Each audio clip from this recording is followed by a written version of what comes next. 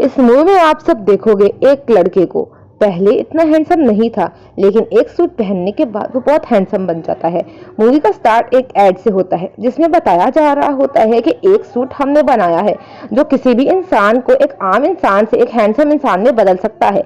फिर हम देखते हैं इस मूवी के मेन कैरेक्टर जिसका नाम टुकारो होता है। टुकारो एक रेस्टोरेंट चलाता है और ये बहुत अच्छा इंसान है, सब लोग उसे बहुत पसंद करते हैं। पर जब भी वो किसी लड़की को पसंद करता है, उसे प्रपोज करता है, तो वह लड़की उसको रिजेक्ट कर देती है। इसीलिए अब तक ये 101 रिजेक्शन बर्दाश्त कर चुका है, लेकिन इसने उम्मीद अभी तक नहीं छोड़ी। जब भी ये किसी लड़की को प्रपोज करता, वो लड़की इस पर केस कर देती। मतलब उसके अगली होने की वजह से सब लड़कियां उसको ठगी समझती थी। इसीलिए वो काफी बार जेल भी जा चुका है। इसलिए इसका कॉन्फिडेंस बहुत ज्यादा लूज हो चुका है। हैंडसमशिप वाले इसे जानते हैं और वो इसे अपना ब्रांड एम्बेसडर बनाना चाहते हैं। एक दिन टुकारो अपने रेस्टोरेंट में काम कर रहा होता है और एक लड़की आती है, इसका नाम नीलोको होता है। ये यहाँ पर वेट्रेस का काम करने आई है। टुकारो इस रेस्टोरेंट का मालिक है, इसीलिए वो इस लड़की के लुक को देखकर इस लड़की को काम पर रख लेता है, क्योंकि उसे लगता है कि अगर इतनी खूबसूरत लड़की मेरे रेस्टोरेंट में काम करेगी तो मेरा रेस्टोरेंट बहुत ज्यादा मशहूर होगा। कुछ दिन बाद वो लड़की वहाँ बहुत दिल से काम करने लग जाती है और टुकारो को उससे प्यार भी होने लगता है। एक दिन टुकारो का स्टाफ मेंबर उस लड़की से कहता है, तुम इतनी खूबसूरत हो तो यहाँ पर क्यों काम कर रही हो, तुम्हें तो कहीं भी नौकरी मिल सकती है। तो वो बताती है कि यहाँ पर मैं कुछ दिन पहले अपने बाबा के साथ आई थी और यहाँ पर एक आदमी को मारा जा रहा था। तभी टुकारो आता है और बोलता है, कोई बात नहीं, तुम्हारे पास अगर पैसे नहीं है तो जब आएंगे तो तुम मुझे दे देना। टुकारो का इतना अच्छा बिहेवियर देखकर वो लड़की इम्प्रेस हो जाती है। दूसरी तरफ टुकारो अपने दो दोस्तों से मिलने जाता है और उनसे पूछता है कि क्या मैं अगली दिखता हूँ। तो ये लोग बोलते हैं कि हाँ, हम जितने भी लोगों को जानते हैं उन सब में सबसे ज्यादा अगली तुम ही हो। ये सुनने के बाद टुकारो एक पार्क में जाकर बैठ जाता है। तभी हैंडसमशिप सूट का मैनेजर वहां आता है और टुकारो को ब्रांड एम्बेसडर बनने का कहता है, पर टुकारो मना कर देता है क्योंकि वो अपना और मजाक नहीं उड़ाना चाहता था। अगले दिन टुकारो रेस्टोरेंट में नीलोको के लिए खाना बनाता है। नीलोको खाना खाकर तारीफ करती है तो टुकारो को लगता है कि वो उससे बहुत प्यार करती है, इसीलिए वो उससे अपने दिल की बात कह देता है। अब नीलोको उससे वही सवाल करती है जो सब लड़कियां उससे करती हैं कि तुम मुझसे प्यार क्यों करते हो। तो टुकारो बोलता है कि तुम्हारे बाल अच्छे हैं, तुम्हारी आंखें अच्छी हैं और तुम दिखने में बहुत खूबसूरत हो। तो नीलोको उसको बोलती है, मैं एक ऐसा लड़का चाहती हूँ जो मेरे लुक से नहीं मुझसे प्यार करे। बेचारा टुकारो रात को बहुत रोता है। दिल टूटने के बाद टुकारो उस मैनेजर के पास पहुंचता है। मैनेजर उसको सूट दिखाने के लिए अंदर ले जाता है। अब यहाँ पर सूट देखकर टुकारो खुद डर जाता है क्योंकि सूट बहुत खौफनाक होते हैं। पर मैनेजर बोलता है, कुछ नहीं होगा, आ जाओ।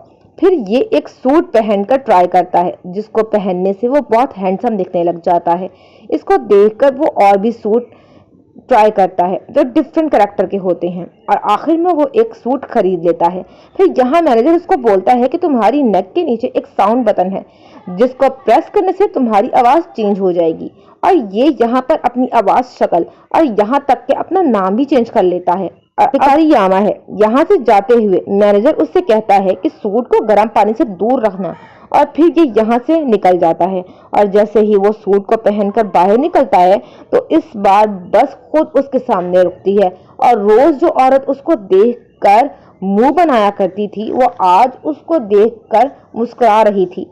और बस में बैठी कुछ टीनएजर्स लड़कियां भी उसको देखकर खुशी से होटिंग कर रही थी। रेस्टोरेंट वाली भी उसको खाना आज ज्यादा देती है। सड़क पर लोग भी उससे बहुत अच्छे से बात कर रहे होते हैं और वहीं पर उसे मॉडलिंग एजेंसी वाला मिल जाता है जो उसे अपने साथ काम करने के ऑफर करता है। फिर देखते हैं अगला दिन जहां ये अपने रियल लुक में खाना बना रहा होता है और तभी यहाँ पर एक लड़की आती है। इसका नाम मोटो होता है। ये यहाँ पर जॉब के लिए आई है क्योंकि नीलोको अब काम पर नहीं आती, इसीलिए अब वेट्रेस की जॉब खाली है। यहाँ पर सब मना करते हैं कि तुम यहाँ से चली जाओ, तुम्हारे लिए ये जॉब नहीं है। लेकिन यहाँ टुकारो कहता है कि लुक से कोई फर्क नहीं पड़ता, सिर्फ काम करना आना चाहिए। मोटो बहुत इम्प्रेस होती है क्योंकि पहली बार किसी लड़के ने उसके इतने अच्छे से बात की है।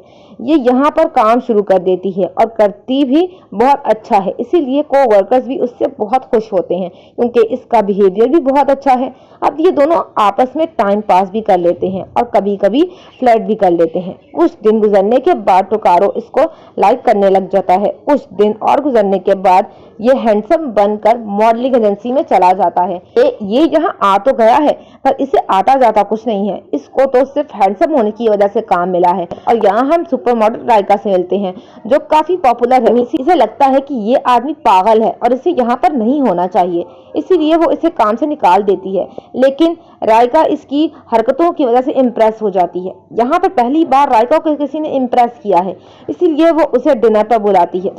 रात को टोकारो उसके घर जाता है, यहाँ पर वो अपने दो दोस्तों को भी देखता है और वहाँ पर खाना बनाकर सबको इम्प्रेस भी कर देता है। सब खुश हो जाते हैं कि एक तो हैंडसम है और खाना भी इतना अच्छा बना लेता है। वो घर आकर अपने रियल रूप में खाना बनाता है और वहीं पर मोटो भी आती है।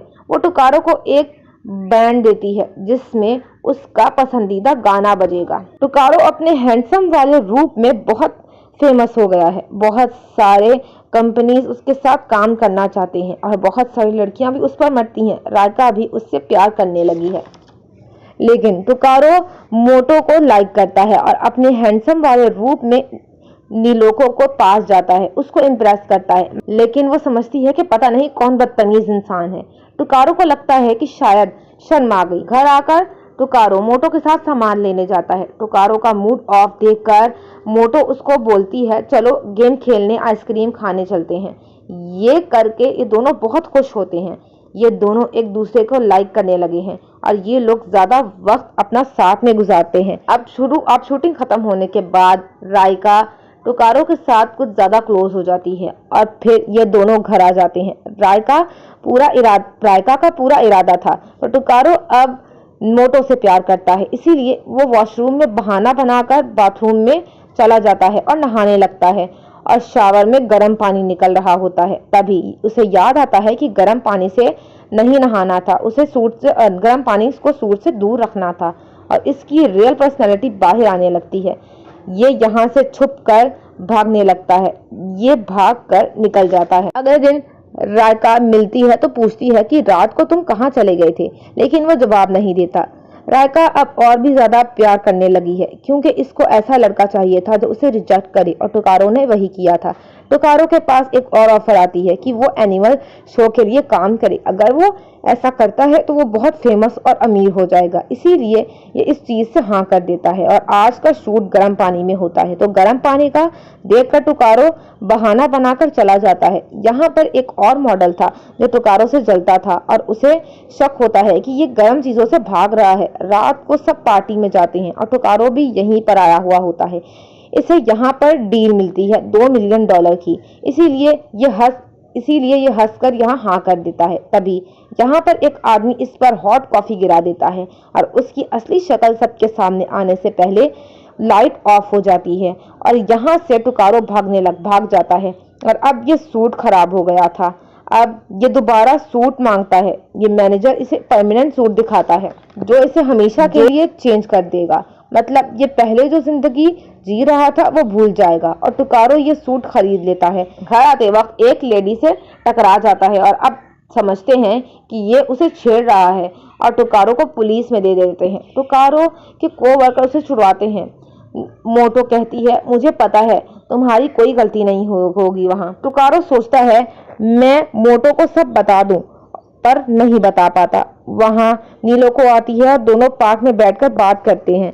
नीलोको टोकारो से बोलती है कि मैं तुमसे बहुत प्यार करती हूँ। टोकारो बहुत खराब मूड में था तो उसको लगता है कि मेरा मजाक बना रही है ये, तो इसीलिए वो उसे भगा देता है। टोकारो अब बहुत तंग आ चुका है अपनी इस जिंदगी से और वो परमानेंट सूट पहन लेता है। अब ये अपनी पहले वाली जिंदगी भूल चुका है। कुछ दिन गुजरने के बाद ये फैशन शो में जाता है। यहाँ पर टोकारो के पास बहुत अच्छा मौका है बहुत ज्यादा फेमस होने का। तभी मोटो को एक बाइक से एक्सीडेंट हो जाता है। नीलो को ये बात जब तुकारो को पता लगती है तो वो दुखी हो जाता है। ये कुछ करे इससे पहले ही इसे सब छोड़कर स्टेज पर जाना पड़ता है, पर फिर भी ये मोटो के बारे में सोचता रहता है। तो ये स्टेज पर जाकर जोर से चिल्लाता है और सोचता है कि जब मैं मोटो के साथ था तो ज्यादा खुश था, और वो सोचता है मैं यहाँ पर क्या कर रहा हूँ। वो स्टेज से भागकर रूम में आता है और अपने सूट उतारने लगता है, पर वो नहीं उतरता, परमानेंट होता है। तो वो चाकू से सूट को कट करता है और ये काम भी करता है। वो सबके सामने अपनी असली रूप में आ जाता है। मैनेजर उसको देखकर डर जाता है। तुकारो वहां से भागता है और जल्दी से हॉस्पिटल आता है। वहां एक डेड बॉडी पड़ी थी। उसको देखकर रोने लगता है, पर वो उस बाइकर की थी। मोटो तो बिल्कुल ठीक थी। दोनों पार्क में जाकर बात करते हैं। तुकारो सब कुछ मोटो को बताता है, सूट की कहानी, सूट की सारी कहानी उसको बता देता है। फिर मोटो अपना बताती है कि वो नीलो को है। फिर वो अपना सूट उतारती है और वो तो नीलो को ही थी जो सूट पहनकर मोटो बनी थी। यहाँ नीलो को अपनी कहानी बताती है कि मैं बहुत खूबसूरत हूँ, तो लोग मुझे सिर्फ मेरी खूबसूरती को देखकर पसंद करते थे, इसीलिए मैं अगली बनकर रहना चाहती थी। दोनों फोटो क्लिक करते हैं और मूवी यहीं खत्म हो जाती है। Thanks for watching.